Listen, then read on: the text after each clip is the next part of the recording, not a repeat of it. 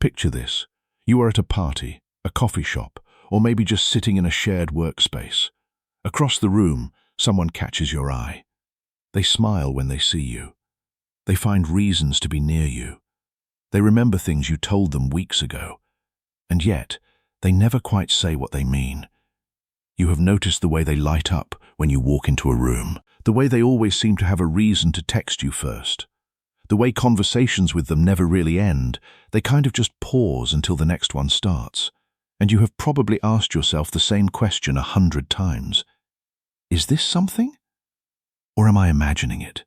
Most people do not come out and say what they want. They show you instead, through small, repeated behaviours that build a pattern over time. Today, we are going to walk through the exact signs that someone is not just being friendly, they are actually waiting for you to make the first move. We are going to go through scenarios from someone you have just laid eyes on to someone you know and talk to but are not sure how they feel. By the end, you will know whether it is time to act, wait, or walk away. Attraction and invitation are not the same thing. Someone can find you attractive and still never give you an opening. Maybe they are shy. Maybe they have been hurt before. Maybe they simply do not know how to signal interest without feeling exposed. Attraction on its own tells you they like something about you. It does not tell you they are ready for you to act on it. An invitation is different. It is a pattern of behavior that creates space for you to step in. It looks like consistent effort, small moments engineered to bring you closer, and little gaps left open for you to fill. When someone is genuinely waiting for you to move, they are not just enjoying your company. They are building opportunities and hoping you will notice them. The psychoanalyst Carl Jung, whose work explored the depths of human connection, observed that the meeting of two personalities is like the contact of two chemical substances. If there is any reaction, both are transformed. But that transformation requires someone to make the first move. That distinction matters because everything that follows is built around spotting invitation, not just attraction. Watch how often plans seem to happen around you, almost by accident. They mention an event and somehow you end up going too. They need help with something small, and you are the one they ask. They suggest grabbing food after a shared activity, even though nobody was hungry 5 minutes earlier. Now, none of these moments look significant by themselves. Together, they tell a different story. People create reasons to be near what they want to be near. If someone keeps engineering situations where the two of you end up together, they are not doing it by accident. They are doing it because being around you has become a priority, and they are hoping you will eventually close the gap they have been opening. Consider a practical example. You are at a group dinner.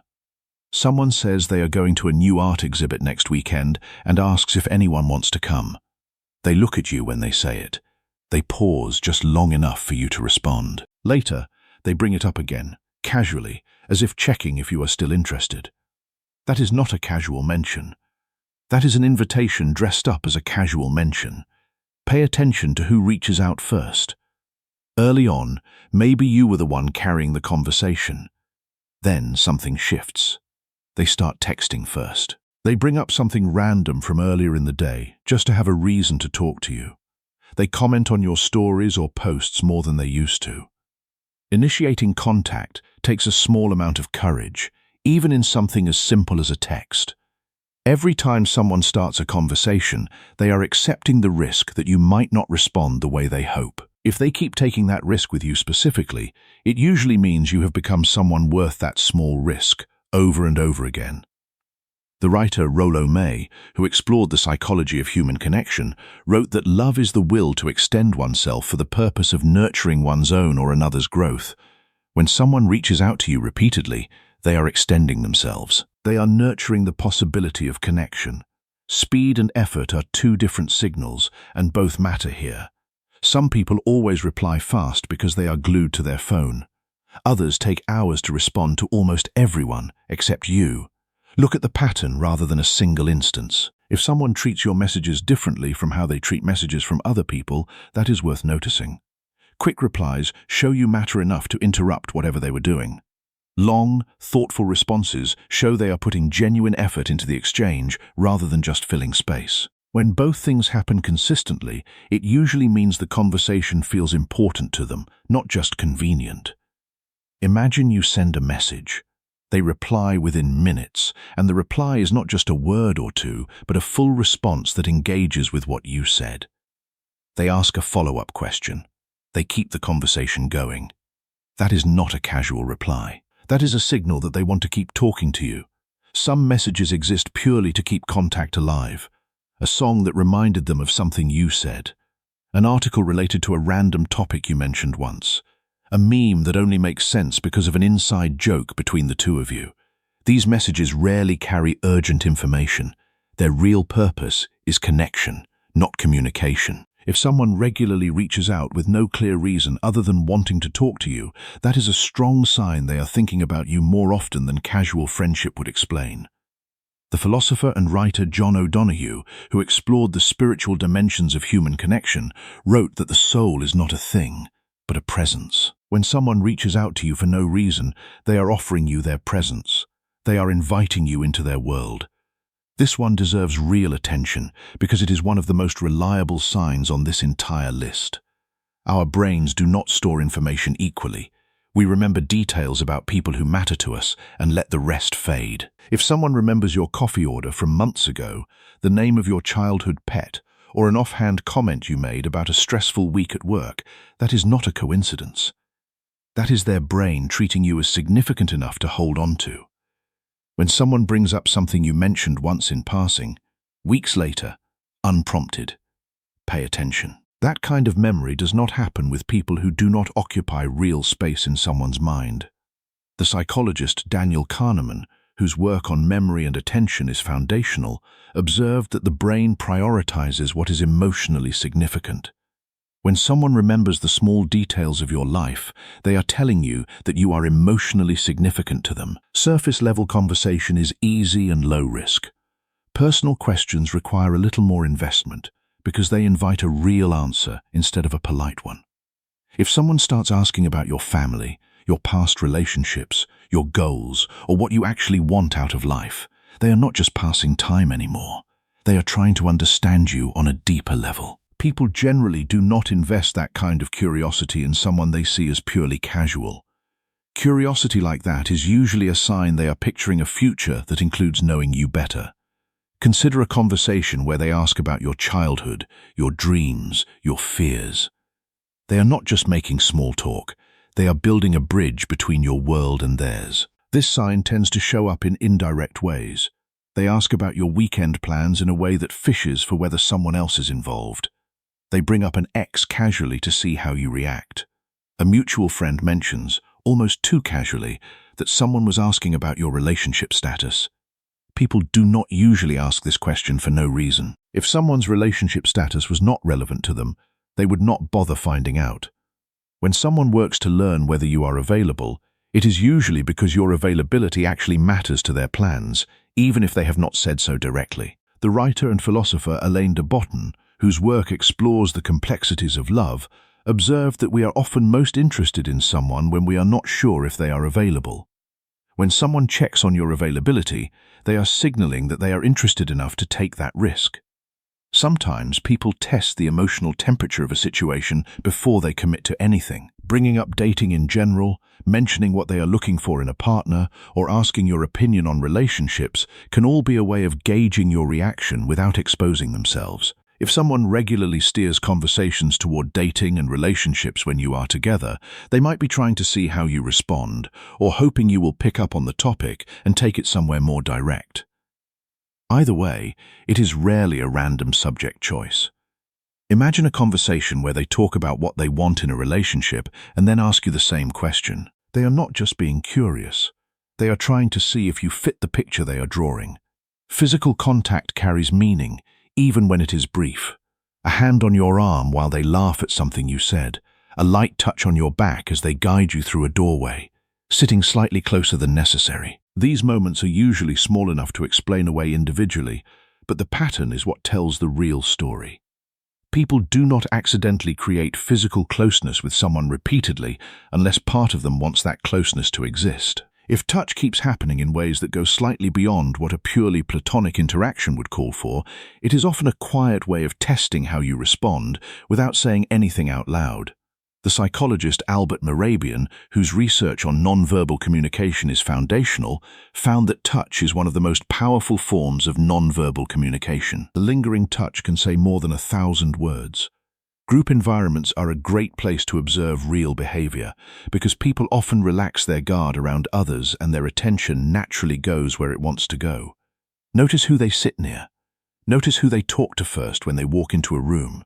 Notice who they return to after a conversation with someone else ends. If someone consistently chooses you over other options in a group, even when nobody is paying attention to what they are doing, that is a strong indicator of where their real interest lies. Consider a party where they keep finding their way back to you, even after conversations with others. They are not just being sociable, they are choosing you. Everyone has limited time, and how people spend it says a lot about their priorities. If someone is stretched thin with work, family, or other obligations, but still finds a way to fit you in, that tells you something important. People rarely make room in a packed schedule for things that do not matter to them. If someone consistently prioritizes you, even during their busiest stretches, it usually means you occupy a place on their priority list that is higher than casual friendship would explain. The philosopher Seneca, whose letters on time and priorities are still studied today, wrote that we must be careful with our time, for it is the most precious thing we have. When someone gives you their time when they have little to spare, they are giving you something precious. Watch their face in the moment they notice you, before they have had time to think about how they are supposed to react. A quick smile, raised eyebrows, a shift in posture, like they have suddenly become more alert. That instant, unfiltered reaction is hard to fake convincingly over time. If someone consistently lights up when they see you, even in small, subtle ways, it is usually a genuine and honest signal, because it happens before their conscious mind has a chance to control it. The writer and psychologist Paul Ekman, whose work on micro-expressions is foundational, found that the face reveals emotions in milliseconds before the mind can intervene. That flash of recognition, that smile, that shift in posture, it is the truth. Playful teasing creates a kind of intimacy that ordinary conversation does not. Inside jokes work the same way, because they build a shared language that excludes everyone else. If someone regularly teases you in a light-hearted way or references a joke that only makes sense between the two of you, they are building a private world that belongs just to your connection. People generally reserve that kind of playful closeness for relationships that feel special to them, not for interactions they consider purely surface level. Consider a conversation where they reference a joke you shared weeks ago. They are not just being funny. They are reminding you that you share something unique. Group hangouts are safe. One-on-one time requires a bit more intention because it removes the safety net other people provide. If someone keeps engineering situations where it is just the two of you, whether that is grabbing coffee, going for a walk, or staying behind after everyone else leaves, they are creating space for something more personal to happen. People do not usually manufacture alone time with someone they see purely as a friend among many others. The writer and philosopher Martin Buber, whose work on dialogue and relationship is foundational, distinguished between I-it and I-thou relationships. When someone seeks one-on-one time with you, they are moving from an I-it relationship to an I-thou relationship. They are treating you as a whole person, not just an object of casual interaction. Sometimes people will not ask you directly, but they will plant the idea and wait to see if you pick it up. They mention a restaurant they have wanted to try in a tone that implies you specifically. They bring up an event happening soon and pause slightly, as if leaving room for you to suggest going together. These hints function as low-risk invitations. If the idea does not land, they have not technically asked for anything and cannot be rejected outright. If someone keeps dropping suggestions like this and waiting for your reaction, they are likely hoping you will be the one to turn the hint into an actual plan. The philosopher and writer Ralph Waldo Emerson observed that every man is a quotation from all his ancestors. When someone drops a hint, they are quoting a desire they are too afraid to state directly. This is one of the more revealing signs, because it shows up in a moment they cannot fully control. If you miss an opening they created, whether that is not suggesting a follow-up plan or not picking up on a hint, watch their reaction. A small shift in energy. A slightly quieter response. A brief pause before they move the conversation along. That flicker of disappointment usually means the hint was not casual. They wanted something specific to happen, and when it did not, part of them felt it.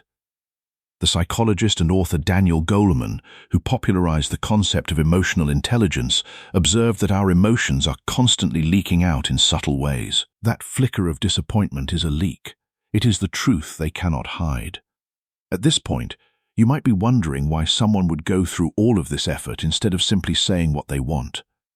The truth is, making the first move exposes a person to direct rejection, and most people are wired to avoid that kind of vulnerability whenever possible. Hints, gestures, and small invitations allow someone to test the water without putting their ego fully on the line. If you do not respond the way they hoped, they can quietly retreat and pretend nothing happened. Past experiences play a role too. Someone who has been rejected before may have learned to protect themselves by never stating their interest outright. Others simply feel more comfortable in the responder role than the initiator role. None of this means their interest is not real.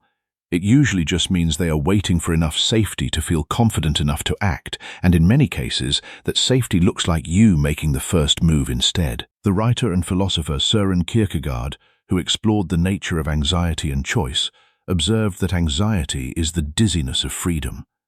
When someone wants to make a move but fears rejection, they experience that dizziness. They are free to act, but the weight of that freedom is terrifying. Your courage can be the anchor that steadies them. It is worth pausing here, because not every warm gesture means what you might want it to mean. Some people are naturally affectionate, curious, and engaged with almost everyone in their life. If someone treats you the same way they treat their other friends, family members, or co-workers, that is simply their personality, not a message meant specifically for you. The real signal is not in any single behavior. It is in the difference between how they treat you and how they treat everyone else. If someone remembers small details about you but not about their other friends, if they make time for you specifically when they are too busy for others, if the teasing and inside jokes exist only between the two of you, that is when a pattern becomes meaningful. Context and comparison matter more than any single warm gesture on its own. The philosopher William James, often called the father of American psychology, observed that attention is the taking possession by the mind, in clear and vivid form, of one out of what seems several simultaneously possible objects or trains of thought. When someone gives you their attention in ways they do not give to others, they are taking possession of you in their mind. The most common mistake is waiting for certainty that will never come. Some people convince themselves they need one undeniable, unmistakable sign before they are willing to act, and that sign rarely arrives, because most attraction shows up in small, ambiguous moments rather than dramatic confessions. Another common mistake is overanalyzing every interaction until the joy of the connection disappears entirely. Constant interpretation can drain the natural energy out of something that used to feel easy and fun. A third mistake is assuming that if someone really liked you, they would make it obvious. That assumption ignores how much fear and self-protection shape human behavior. Plenty of people who genuinely like someone still hold back, simply because vulnerability feels risky, not because their interest is not real. The psychologist and author Brené Brown, whose research on vulnerability and shame is widely known, writes that vulnerability is not winning or losing. It is having the courage to show up and be seen when you have no control over the outcome. When someone is waiting for you to make a move, they are hoping you will have the courage to show up and be seen. If you are not ready to make a bold move but want more clarity, there are low-risk ways to test the situation. Suggest a plan that is slightly more personal than usual and watch how they respond. Do they seem enthusiastic or hesitant? Bring up a topic related to dating in a casual way and notice their reaction. Increase the warmth in your own behavior slightly through more eye contact, more playful teasing, or a bit more one-on-one conversation, and see whether they lean into it or pull back. These small tests give you real information without requiring a full declaration. They let you gather data before committing to anything bigger. The writer and philosopher John Dewey, whose work on experience and education is foundational, observed that we learn not from experience but from reflecting on experience. When you test the waters and reflect on the response, you are learning. You are gathering data that will guide your next move. The right approach depends heavily on where you are starting from. Someone you talk to every day needs a different opening than someone you have only ever made eye contact with across a room. If you have built a real conversation history, you do not need a big dramatic gesture. You just need to shift the tone slightly and see how they respond. Try suggesting something a little more personal than your usual hangouts. Instead of, "We should catch up sometime," try, "I want to take you somewhere I think you would actually love, just the two of us." The second version is specific and slightly more intentional, and it gives them a real decision to make rather than a vague suggestion to ignore. You can also test things verbally. Something like, "I feel like I look forward to talking to you more than I probably should," said with a smile, is low pressure enough to laugh off if needed, but clear enough to register if they are paying attention. If it works, they will usually lean in rather than deflect.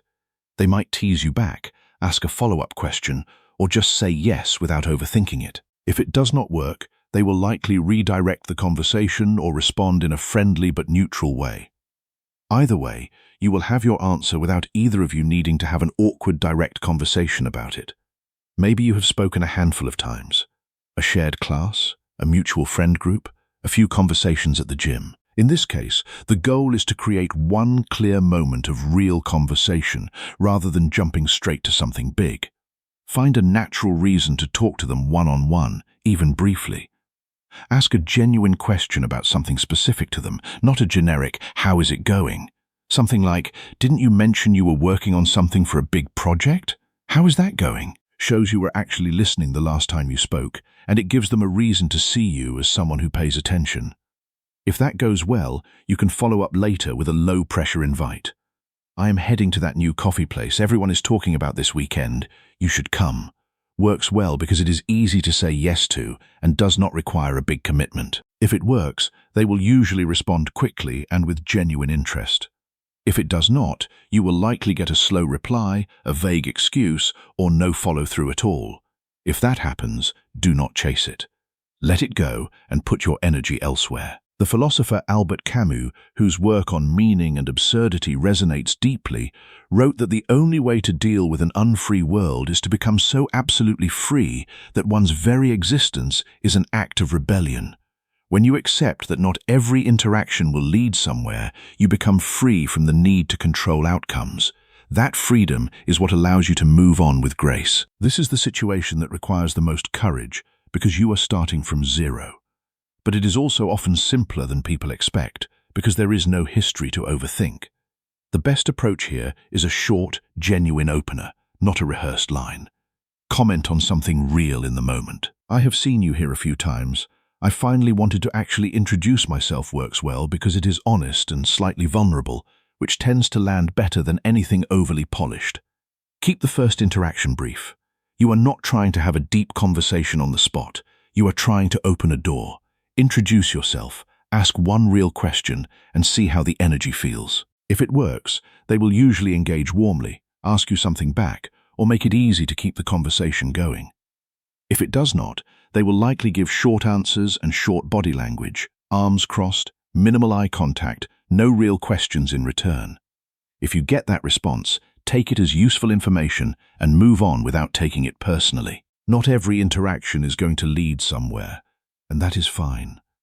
The writer and poet Rainer Maria Rilke, whose letters on life and creativity are deeply insightful, wrote that we must be patient and trust that the right things will happen in their own time.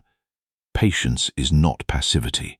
It is trust. Co-workers, classmates, or people you regularly cross paths with require a bit more care, because the ongoing relationship matters even if romance does not happen. Here, subtlety works best. Suggest something outside the usual setting, framed casually. "A few of us are grabbing drinks after this. You should come" is a safe first step that lets you observe how they respond in a lower stakes group setting before trying anything more direct. If that goes well and the energy feels right, you can follow up with something more specific later, like asking them to lunch, just the two of you. If it works, they will usually make time for it, and the conversation will naturally shift into more personal territory. If it does not, they will likely keep things strictly professional or group-oriented, and that is your signal to respect the boundary and keep things comfortable rather than push further. The philosopher and writer David Whyte, whose work explores the intersection of work and soul, observes that the world is full of small doors that we are often too afraid to open. Suggesting a group outing is a small door. It is not a grand gesture. It is a simple opening that gives them a chance to step through. If you notice the signs and decide to act, do not panic and slow everything down out of nervousness, but do not rush it either. Keep showing the same interest that got you here and let things build naturally from there. The moment you made was just an opening.